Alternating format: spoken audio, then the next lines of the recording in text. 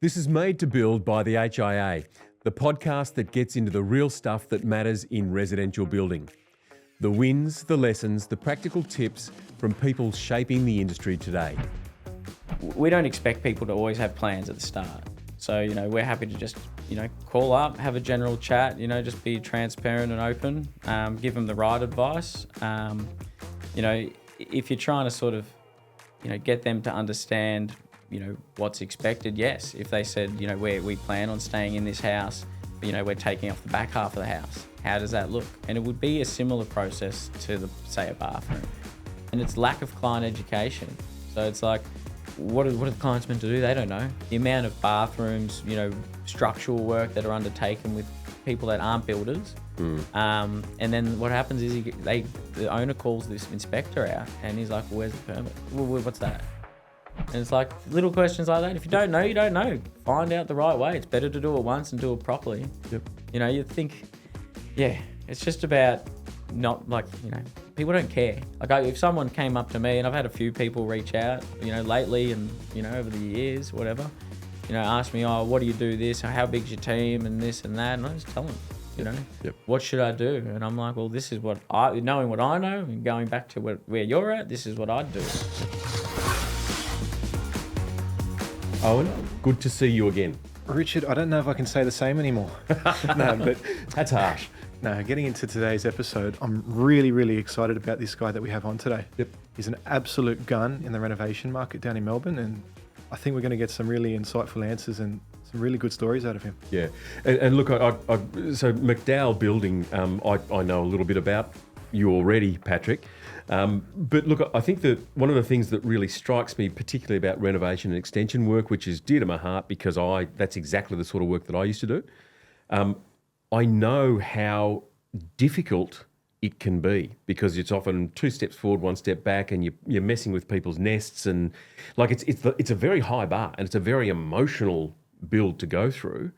And it sounds to me, in the way that you approach it, you've got a really good hands-on approach that is all about creating a great experience for the client.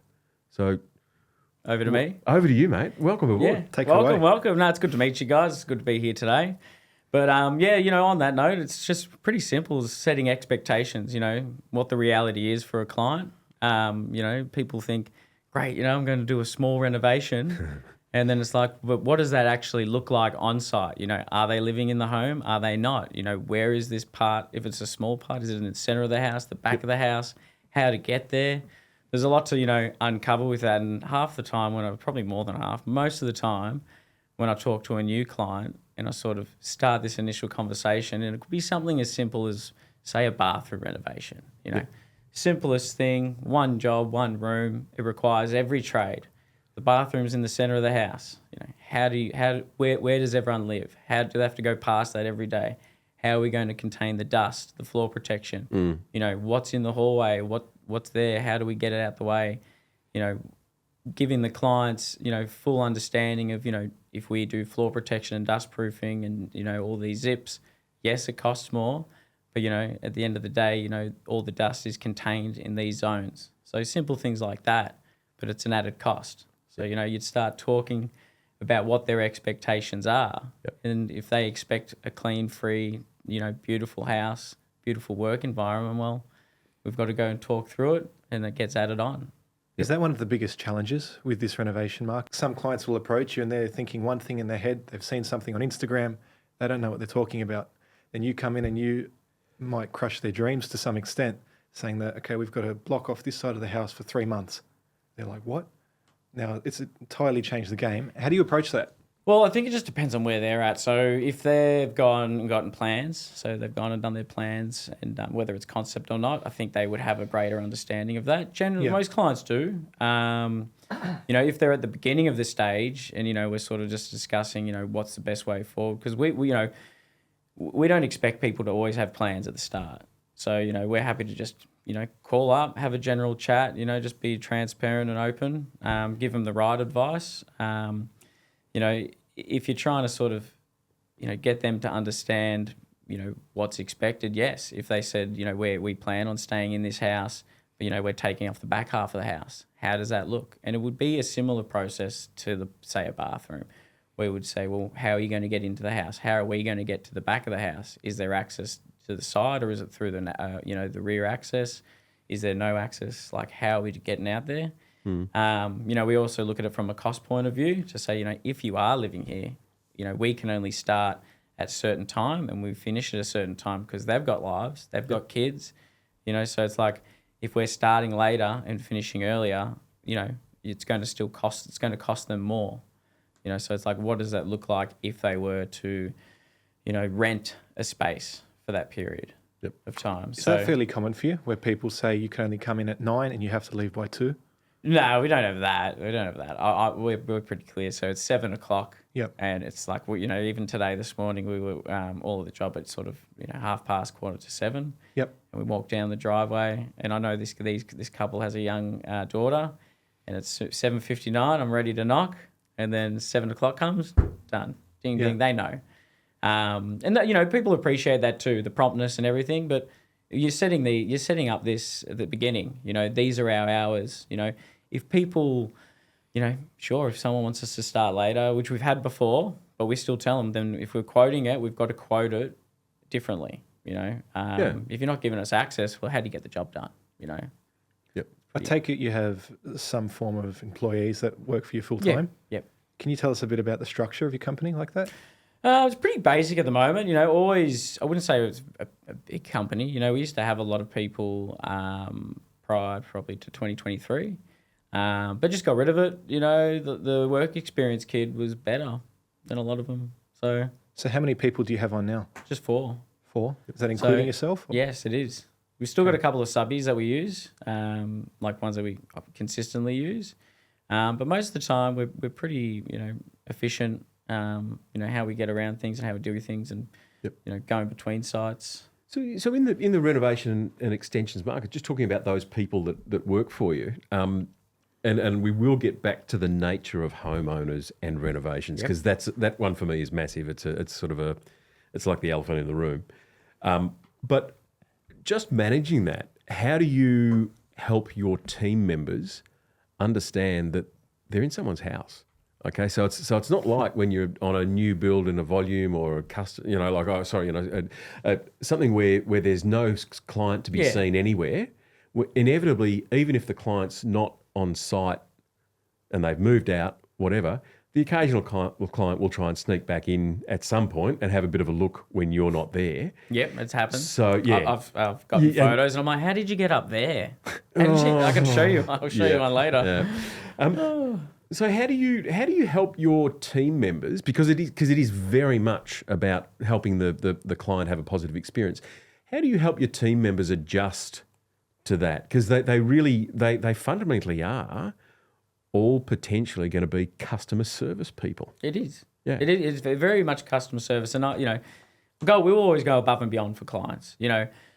One thing my brother taught, so my brother's an electrician, and he's like, always leave a site cleaner than what you got there. Love it. Like 100%. Yep. And, from that, I'm like, that just resonates with me. So I've always done it. And then, there is the odd time, and it's happened, twice in the last, couple of months, where there was a little bit of, whether it was a bit of wood shavings from buzzing a wall or a bit of debris, even though they weren't in that room, living in that one room and it was sectioned off. Our thing is, what if their friends come over and they want to see it? Doesn't look good on us. And so we always found it was hard to sort of differentiate with the guys to say, well, why would we clean up on this site, but we wouldn't clean up on the other site? So I think that was where the biggest challenge was. And, my thing was like, well, if someone's living there or, you're not going back there, then you always clean up. And then it was sort of getting a bit hard to work that out. So now just clean up, everything spot on every day. Yep. Doesn't matter whether you're coming back tomorrow or you're coming back in a week. It's just done. Got it. So then that way, and then everyone's expectation, that's where you're setting it. But people forget, and if a client's got an issue, or we always reach out to them at the end of the day to let them know we've gone, if we're coming back, give them an update. We generally get an update every day. Okay. And then likewise, we always say if there's anything that you're not happy with, or something, just sing out, and someone will come back. Yep. But yeah, setting that I think it's just having the same expectation on every job, no matter what, whether it's a small job or big job. Yep. And people like to go back to a clean work site anyway, Yeah. You sort of set that. If you have a messy work site, then the next person's like, oh, well. It's not much of a joy I'll to be just there. throw it in the heap. Yeah. Yeah. Yeah. It builds doesn't quickly. take much. Exactly. It does. Yeah. It builds very quickly. Domino effect. Can't stop it once it starts. Nah. Then it just becomes the designated tip, Working in the renovation sector, when you're pulling apart older homes sometimes, are there common problems that you come across? Yes. Yeah. There would be Tell me about them. consistencies. Yes, there would be common problems that you do come across. And then there's always ones where you're like, what has happened here? Or who's Yeah. done this? Like, some of the things are wild. Like, I think, So if you are these in older homes or newer homes? both. Okay. Some newer homes, and we can dive into that in a little later if you want. But just like some things you're like, how did that pass? Or like, how could someone have done that and not put this prevention stuff in? But yeah, I can talk about that later. But you go into like the most common problems with older properties. You'll find a house that hasn't been touched. If you look at like an Edwardian, like a California bungalow, like those type of houses, or a worker's cottage, generally, they're in pretty good condition. It's only when someone has stuffed around with them back in like back in 2090s, 80, whenever. But it just depends on the scale of renovation or extension that you're doing, and how much, where you're actually attaching to, or how much you're cutting it back, or, are you keeping part of the existing footprint and attaching on? Because sometimes it is just cheaper to rip off that older extension, like on one job, which they didn't want to do. We started it, and I said, well, now it's all variations, because we're very clear from the start, and I don't like variations. So then he went back to the old plan, which is what I initially wanted to do. So you'll find, there are lots of, common issues with existing buildings or older buildings, but nothing that a good builder or a good whether it's a good chippy or a good project manager, whoever's looking at the job, should be able to note and differentiate. Yep. It's just, I think it's more just having a bit more time thinking about it, looking at it, seeing where the first renovation was, or having a look at the general condition of the house, whether it's interior or exterior. So when you find these issues, say your project manager finds it, will he come to you and say, hey, such and such is wrong, I think we need to rectify it and fix it, even if it's not even in the contract? Then will you go to the homeowner and say, hey, look, we need to fix this if we're going to do this right? Yes. Is that the process? So we're pretty good like that. Like, if we're there and there's something minor to fix up, we just do it. Yeah. I'm not going to charge someone to go and put a few studs in or replace a few joists. If we've got the materials there and we're there, we just go and do it. It's easier and cheaper to just crack on with the job than it is to be like, you're going to argue with someone over $500 or $1,000. We're not talking, one job they wanted to rebate or, drop the floors in all the wet areas in the existing house. And I said, well, that's expensive, Yeah. But, if it's not like that, then it's going to be relatively inexpensive or free. Yeah. You talk about having issues on site. Another Californian bungalow we did in Melbourne.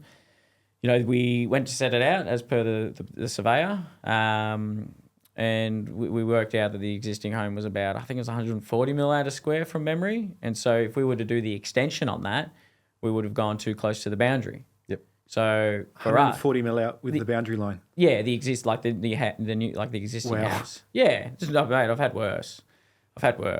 Seriously? Yeah. Someone else had. It was another house that someone else had started. It was an owner builder, and they reached out to us, and I got there, and I said, "Who set this out?" He's like, "Oh, the brickies," and I was like, "Oh yeah," and I'm measuring it up with Costa, this other guy, and we worked out there was like 240 mil out of square, and I was like to the owner, I'm like, "What do you want to do? Do you want to rip it down, or do you want me to think about how we're going to do it?" We worked it out, but going back to that house in Coburg or whatever with the 140 mil out of square, all we did was go back. We worked it out where square was. Did what we had to do, because essentially you're not going to design a house that's straight and then kicks off square, or that's got going in different ways. The design of the house. We're trying to implement that and make it essentially look like that. So It's just a way of combating, what we're going to do and how we're going to do it. And, on one of the blind sides of the house, we were able to, where the existing house started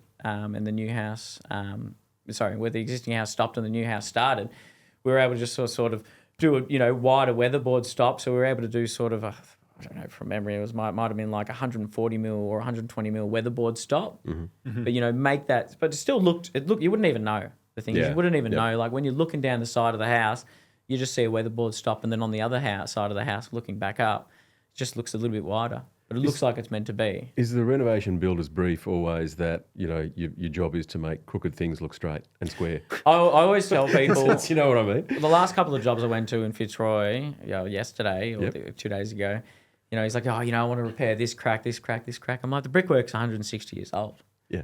I said, yeah, you can repair it all you want, but the cracks will reappear. We'll just keep going, yeah. I'm like, it comes back to the soil. I said, I always tell people, if you want a house to look, a certain way, like generally they want it immaculate.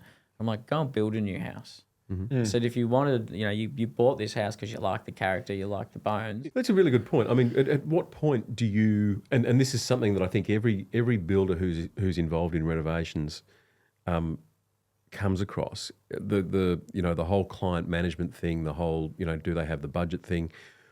At what point do you, or do you knock back many jobs? And what's your threshold there? Because there would be builders listening to this who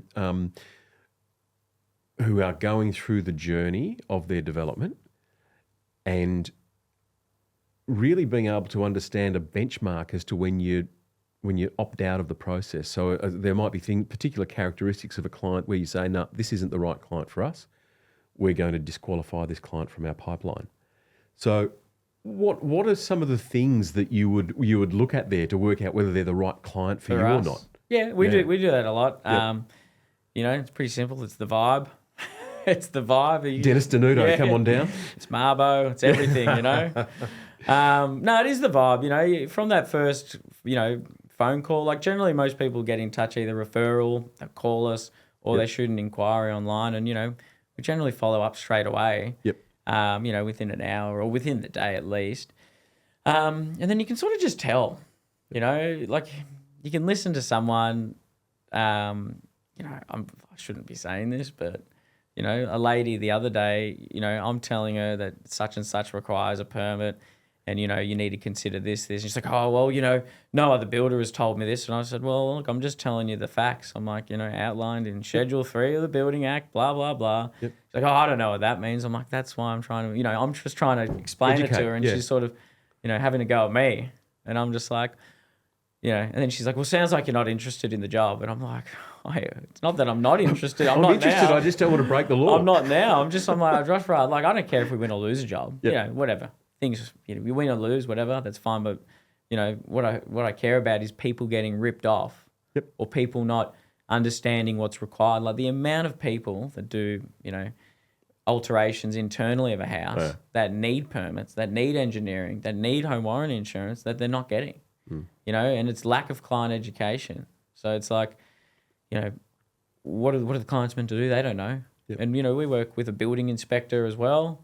And he'll handball his jobs, and we always have a laugh about, not a laugh, we always just say, I've come across this, like the amount of bathrooms, structural work that are undertaken with people that aren't builders. And then what happens is the owner calls this inspector out, and he's like, well, where's the permit? Well, what's that? Yeah. Who's the builder? Where's your contract? I don't have that. So for us, it's like, we do...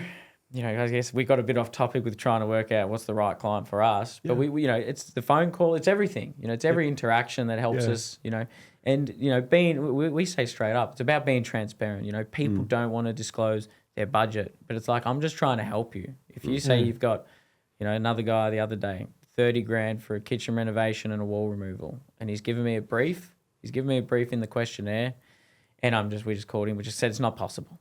But I said, what we'll do is we'll still work it out. We'll still work out what you think a budget estimate should be. So it's not going to be in detail, but at least you know where you're heading at. Yep. And they were wrapped with that. Yep. We do that for a lot of clients. Yeah. They welcome information, don't they? Honestly, 9 times out of 10, they do. Yeah. What's it like in the renovation sector where you've got a lot more clients coming to you? How do you go about quoting all that work? It's there's lots. Like, even today, like I've flown up here and I've done, 4 or 5 emails, spoken to about 4 different clients, so it's constant. There's a lot, but I find it's a long process. And I tell people, depending on what they're doing, it's a long process. So you'll find that, like we try and qualify them first, to see, and again, that's what part of the questionnaire forms. So, they'll reach out to us, give them a bit of a call, have a chat with them, and then, depending on what exactly they're doing, get a bit more information, send them the right questionnaire and the email. So is that like just a generic sheet that gives you a bit of a brief It about does. what they're It looking does. for? Yeah, it does. And it gives them a chance to ask us questions as well. Yep. So if they want to ask us any questions like, do you do this sort of stuff? Or, you'd be surprised at some of the questions we get back. Not all the time, but when we do, I'm like, oh, it's good. It's good. It's good to have feedback like that. In any given month, how much work are you quoting?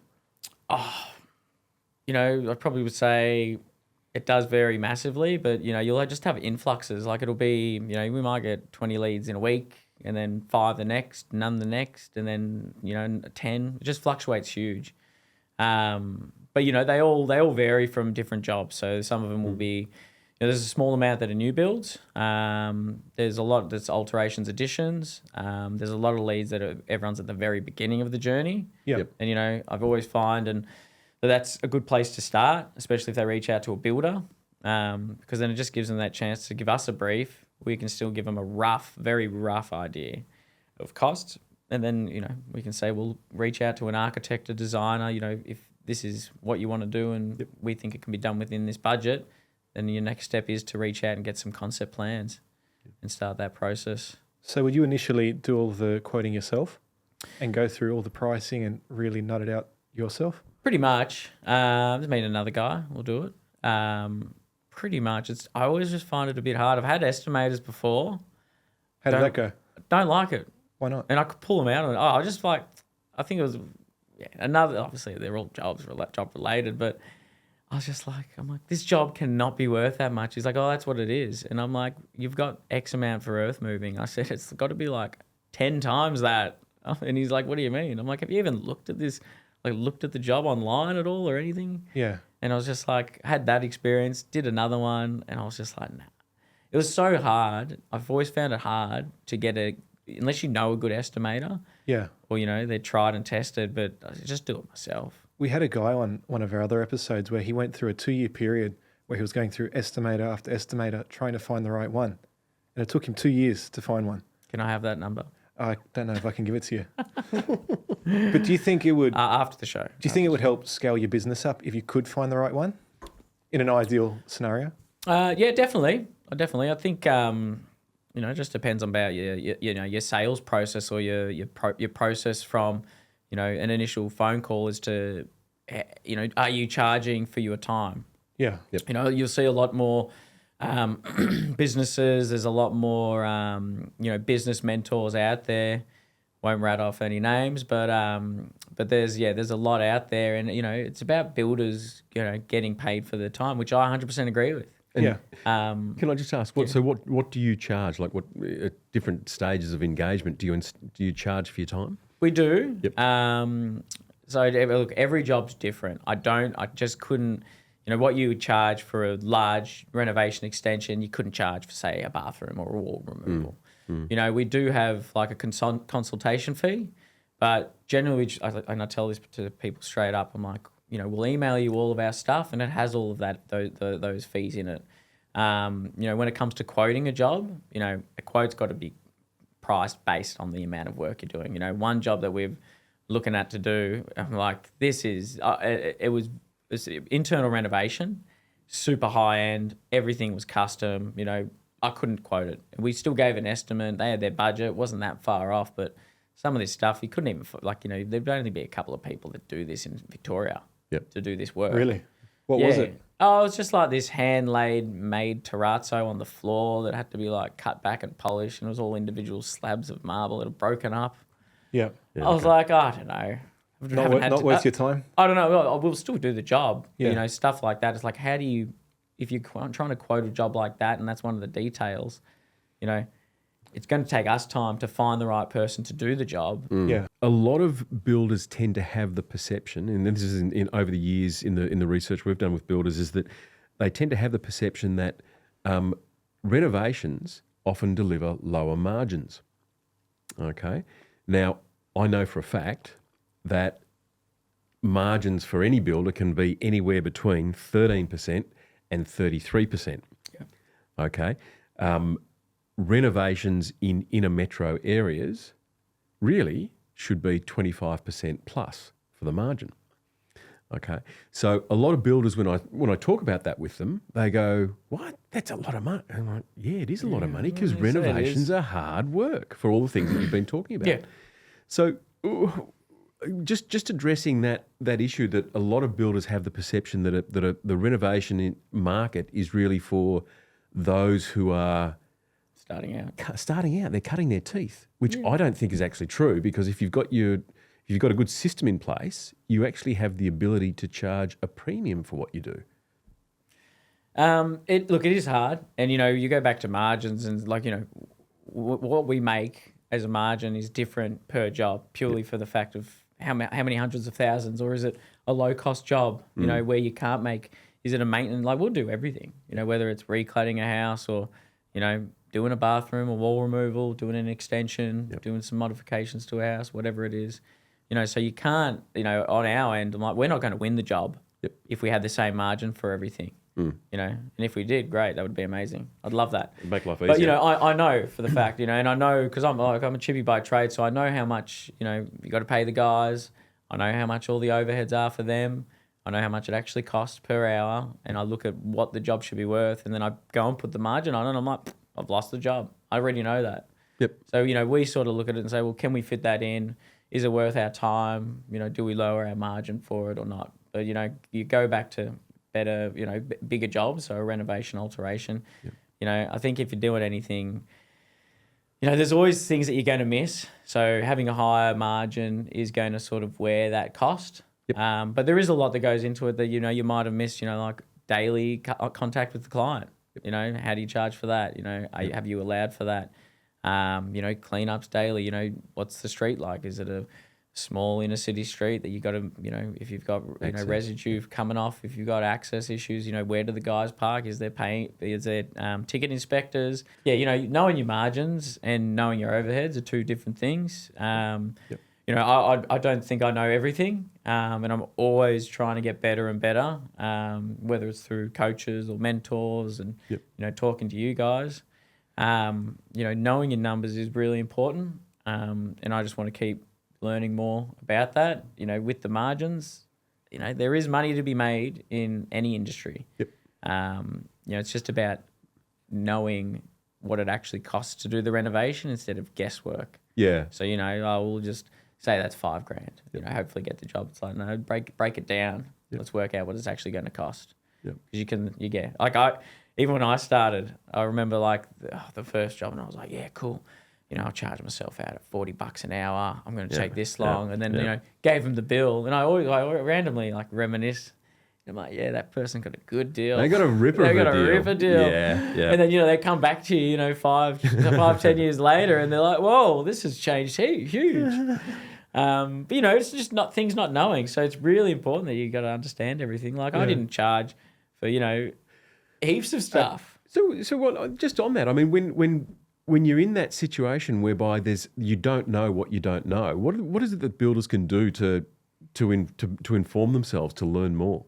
Mate, just talk to people, talk to builders, be honest. I was chatting to another builder this morning who I got referred to from another coach, and it was from Instagram, and I know that he was doing the same coaching program I'm looking at, and got onto him, and we we're just having a general chat, and he's like, mate, you got to get part of this community, blah blah blah, and he's like, I throw up stupid questions all the time. This is a builder.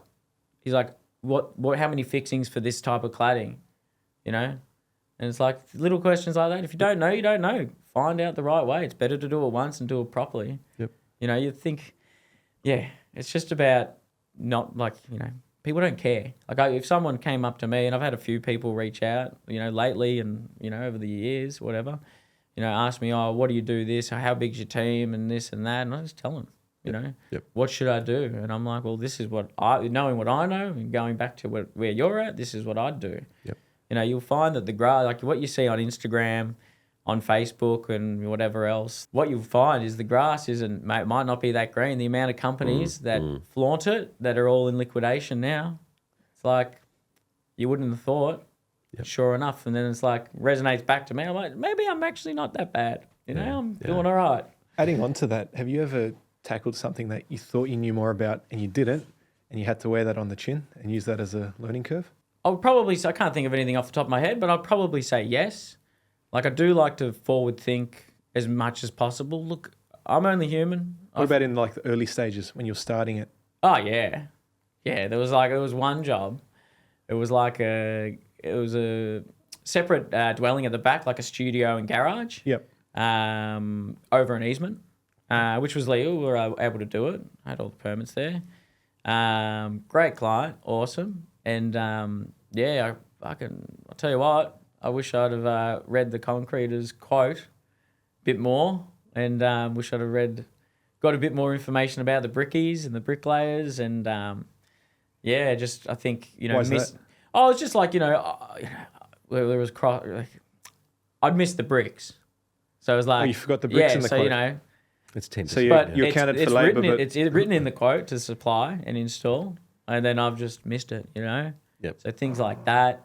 There was, you know, a clause, like, you know, obviously you're building as per engineering, you know, but then what's the clauses if something isn't as per engineering? You know, is there a variation fee? Is there extra? So when we were digging out, cool, bang, another extra. Luckily, I feel like I broke even. Yep. I'm gonna pretend that I broke even to feel a bit better. But you know, they still got a good job, still did everything right. But you know, either lost money or broke even. Like, so learning from that, do you do everything now cost plus? nah. The only reason you do cost plus if it's not quotable, or if it's over a certain threshold, or if you don't have the right information. But wouldn't you have to do that in the reno market where you don't know what you're going to run into? No, you got to justify it. I always ring, like, if I've generally got any questions like that, because I'm, you know, I want to do everything right, you know, and if you look at an insurance, you know, sure, insurance people get out of anything.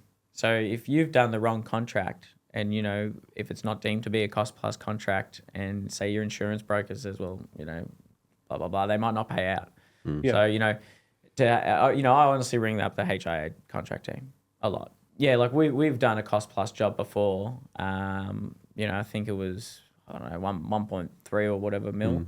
But, you know, she was like, well, why do you have to do that? And I said, well, you know, the house is of this age, you know, the conditions, you know, it's unmanageable. Like, you don't even know what you're going to find. I said, the amount of alterations, additions, like alterations you're going to have to do to the contract, the alterations in the building that you're going to be doing.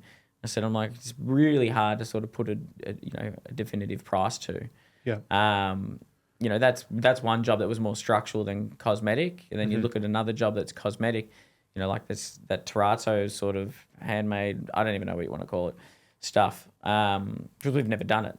And, you know, between that, the staircase, all the curved cabinetry, the integrated stuff that everyone wants to do now, I was like, I didn't even know, you know, it'd take me a while to quote that accurately. You know, I can reach out to a few people that we know and they'll give us, you know, estimations, but that's all it is. So all I can do is do an estimation for a client for cost plus. Generally, you know, you go back to a Californian bungalow or, you know, a worker's cottage or something that's a bit simpler with, you know, less alterations perhaps.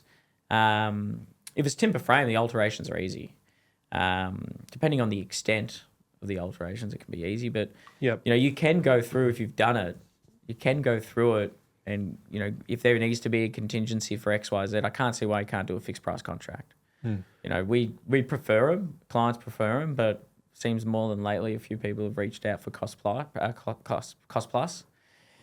So is that why you leave your margin a bit higher so that you've got that in cost plus? No, in fixed.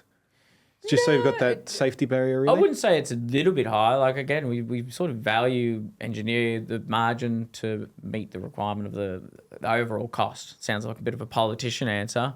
But, you know, you're not going to have the same. You know, say we'll go simple. You're doing a bathroom. You're not going to have the same margin on a bathroom as you are for, you know, a $600,000, $700,000, $800,000 job. Yeah. the margin would be too much. You know, on a smaller job, you do have to make a tiny bit more money than more margin Absolutely. than a bigger job. Yep. Because it's the overall cost. So One of the things that we've sort of alluded to a few times throughout this conversation is that renovations is it's a risky place to play for builders. Like it is 2 steps forward, 1 step back, lots of surprises, messing with people's nests. Tight parking, tight sites. You know, there's a whole variety of things that a builder needs to manage when they're doing this sort of project. If you were sort of giving advice to someone who was looking at becoming a renovation and extension specialist in, you know, whatever type of build it was, or, you know, whether it's first floor extension or whatever. Yep. What are the key things, you know, the main tips that you would sort of put to them to make sure that they could optimize their returns, they could reduce risks for themselves and for their clients, and have a successful and robust business model? Yeah, it's a good question. It was a long question. That's right. I think I remember it now. I think, you know, any builder, like, and look, I've done it. You know, I haven't been building that long. You know, I wouldn't say, you know, when you come out of your apprenticeship or you're qualified and, you know, you think you're the bee's knees, you know, you just be like, yeah, I know everything. Boom, you know nothing. It's like you just get knocked down if you're doing things yourself, and you realize this, you know, or, you know, I don't have that much knowledge. I shouldn't, you know, you should never self-doubt, but, you know, I didn't know everything. Yep. So I think, you know, you're constantly learning, you know, when you do it for yourself. And, you know, in my apprenticeship, you know, if I broke something or I did something or something took me too long, I'll stay back and do it. I'll get there early and do it. I'll pay for it out of my pocket. Like, you know, one job, I did one mistake, cost me my week's wage. And then the next week, what was it? What was the mistake? We had a bath, and I was trying to put the cement sheet around the bath hob, and I'd nicked the top of the bath and chipped it off. Oh, no. And I was like, fuck. And it was the last piece of cement sheet. You know, when you're in there with your little nail. Anyway, so that was that. And then the same bathroom on the same job, the week after, I was putting, because we used to build our own windows, sashes, everything. We used to make everything out of reclaimed timber. So we'd get the glazing ordered, and I got the glazing this side, and we'd put it in. So put the glazing in, got the glazing bead, and everything was timber finish. So there was no, you know, putty will fill it up. So it had to be cut in tight. And I had that Paslow angle bradder, and I'm putting this bit of quad in. Then so the next week after the bath, shot 2 nails straight through the double glazing, and I was like, I said, it looks good for privacy, and it didn't break. And then I sort of went back to the boss, and he's like, you talk to the owners. And I said to him, what do you think? How did that go? Oh, they said no, we'll replace it. So then I just called up the glass guy. I said, look, can I just... Yep. I'll pay for it and I'll pick it up, whatever. So, Yeah. you know, you constantly learn. So what other things would you give advice? You know, what other the pieces of advice would you give to those who are looking at, you know, specialising in renovations and extensions? just look at what you're doing. Have a bit more thought about it. You know, you can, you know, if you don't know, ask someone. You know, everyone follows everyone on Instagram. People talk on Instagram. You know, if someone's liked your stuff, you know, or commented, you know, like, it's just about the network of people around you. You know, it's like I would say, like a lot of people are doing, it's community. Yep. You know, it's not having, you know, your builders secrets. I wouldn't say, you know, I've got a few, like, you know, my tradesmen, both of them were great, awesome, you know, talk through stuff. Another builder that I'd subbed for after I was like, you know, being a builder myself, you know, I was still subbing for other builders. He was great to talk to, worked on a couple of big jobs with him. You know, still can talk to him. The guy that put me through my Cert 4 and then pushed me to do my builder's license, he's awesome to chat through. You know, and then now they'll ring me with questions. So it's like, you know, you're constantly learning, and there's so much out there on social media and on the internet, you know, that you can generally find stuff. And, you know, I don't know everything, but, you know, I'll do my research on it, on products, you know. You start talking about products and knowing things. It's like when you get into different, you know, for example, if you start messing with like the passive house products, you know, then you can't, you know, you got to implement new technology like with that. You know, you can't just go and put these products on. And yes, it might perform well, but, you know, you might be causing other problems. So thinking about the industry at the moment, I mean, what are the big things, the big hurdles in the industry that you feel, you know, need to be addressed? There's a lot, you know, like because we don't just do new builds, we don't just do alterations, additions, you know, we'll do repairs. You know, like one job that we're doing at the moment, we went there in May, gone out there, had a look, you know, the smell of mold just smacks you in the face. And it's like, how old is this property? Yeah. You know, and the property, look, it was about 10 years old, you know, and then you look at how it's built, and then, you know, part of it was, you know, to redo, you know, bathrooms, alter the ground floor. So split level, you got ground, goes down below ground, just because of the block slope. And, you know, just smelling it As and soon being as you- like, yeah. you don't even need You- to. you Like, know- you could you open know the exactly door and what be on the the issue is. driveway and Yeah. smell it. Yeah. And, you know, it's not the only job that we've dealt with like that. Like I can tell you an amazing property in Kew. Yep. Someone forgot a detail and the whole thing just reeks because of the dampness. But, you know, you go back to this job and, you know, we ripped off an additional scope was to redo the cladding. And so, you know, we'd started ripping off the cladding and, you know, the back wall, like the back floor joist that's holding everything up is completely rotted. You know, if you jump on, I'll throw a video up there, I'll show you after. But it was just like mulch, you know. The mold that was not only coming from, you know, the poor installation and water management from the cladding and the weather wrap. Yep. Because everyone knows, no one weather wraps right. Like, you know, I wouldn't say there's a big percentage of builders that do it right. You know, and that's just what you know. You know, you get an insulation mob or a weather wrap mob, they come out, they throw it up, cool. You know, but this one in particular had nothing. Like, I had to insulate the weather wrap, but there was just no header flashings, you know. Right. There's no detailing around masonry walls. You know, you go back, you try and look at what should have been done, and then you look at what everyone was doing back 10 years ago. So it's like, you know, I feel like 10 years ago I still would have done a better job, but, you know, knowing what we know now and looking at things like that, it's just, you know, that's like one aspect.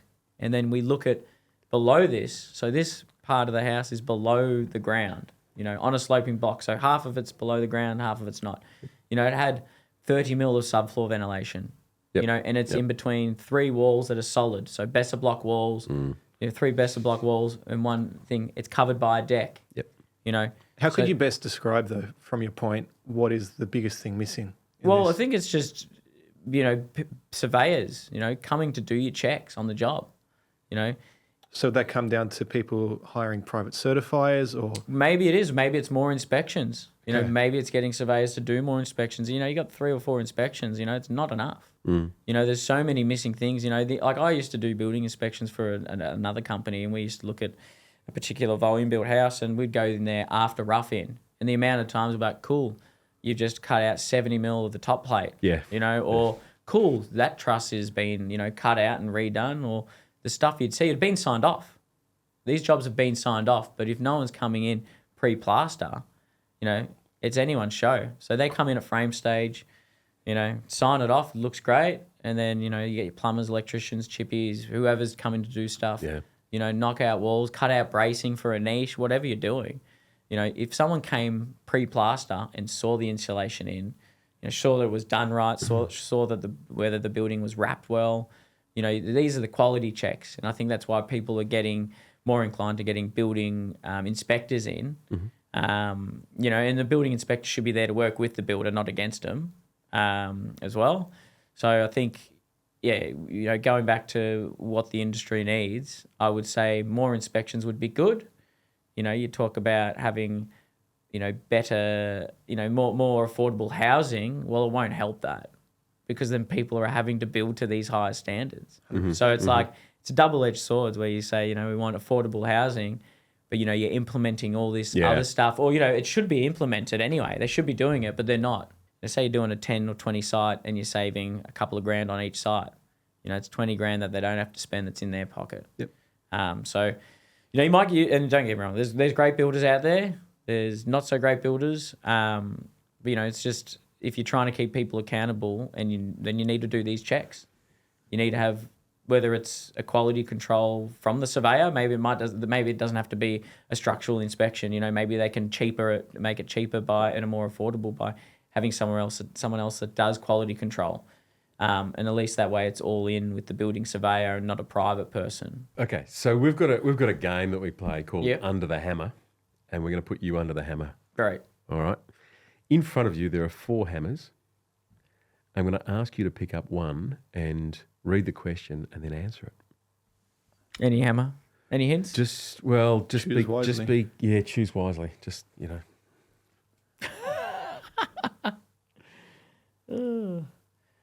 What's been your favourite build or project to date?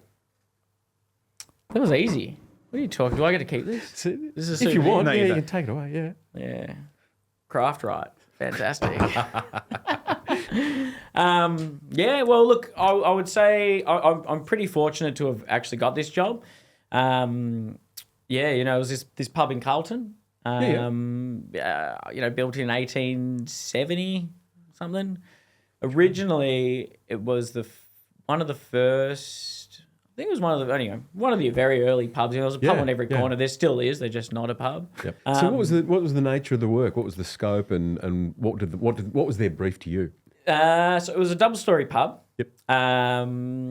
Had probably a 70s or 80s extension done to it, single story at the back. Nice. Had a separate dwelling which had the original horse stable on, which was done in the late 90s or early 2000s, like become a studio.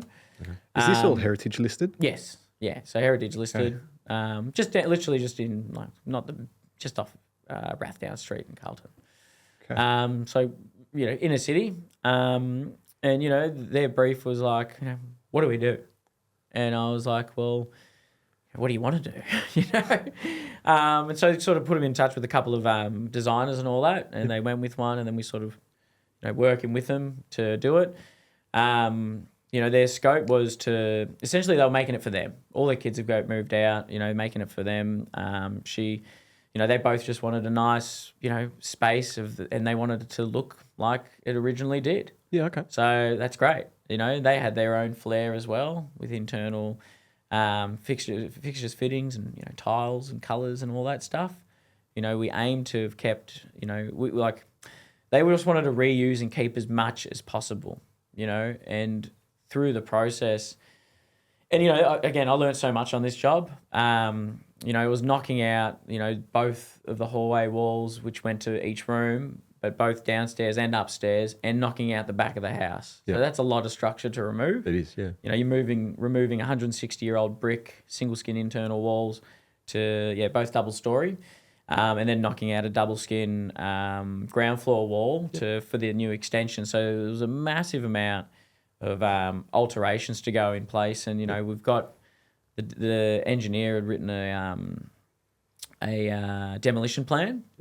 And I looked at it, and I was like, this does not make sense. This could not be possible. I'm like, you can't do it in this order, because generally they'll do it in a specific order, say, step 1, step 2, depending on the extent. And because there was so many props, like I think at one point we had like 67 props there. Yeah. Okay.